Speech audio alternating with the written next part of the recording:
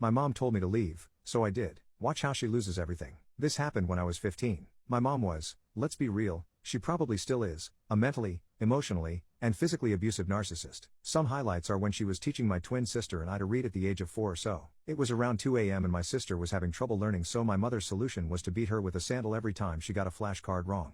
Same thing happened when my mother had me transcribe an essay she had written to my handwriting when I was 7. Every time I started a letter from the wrong position, like starting a capital M from the bottom line, she would beat me with one of her Birkenstocks. This too happened later at night, so when I got too delirious for the exhaustion and pain, she would drag me, by the neck, and literally throw me into a cold shower to wake me up so we could more easily continue the waking nightmare. When I was 13, I told her to wanted to live with my dad. They were divorced, and she told me she didn't care what I did after I turned 18. I later figured out that this was because the child support stopped at age 18. Anywho, fast forward to age 15. Our relationship was understandably strained. We had guests and she liked to use guests as a way of controlling our behavior through shame. It's easier to be an angsty teenager when your grown-up friends from church aren't watching and judging everything you do. This make it easier for her to pretend to be a firm but loving mother, all while slipping in sideways comments like velvet daggers. Well, I decided I wasn't going to subject myself to the whole thing and spent the day outside in the woods nearby. We lived in the mountains at the time, so it was less than 100 from the house. When I saw our guests had left, I went to go back inside. My mother, perhaps unhappy at being denied a day-long emotional abuse routine, told me I wasn't welcome and that I should leave. My 15-year-old brain heard her words and knew that she only meant for a little while, but it also recognized that failed to specify any time frame at all.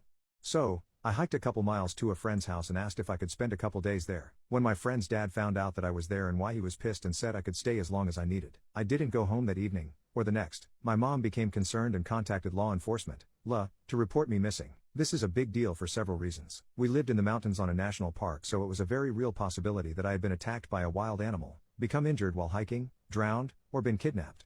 Nobody knew of my mother's abusive tendencies or the squalor and neglect my sister and I lived in. Most importantly, the law enforcement was the local park rangers with which she worked daily. La immediately contacted my dad's side of the family to see if I had turned up there or contacted them. They promptly freaked the crap out and came to my house with lawyers on standby.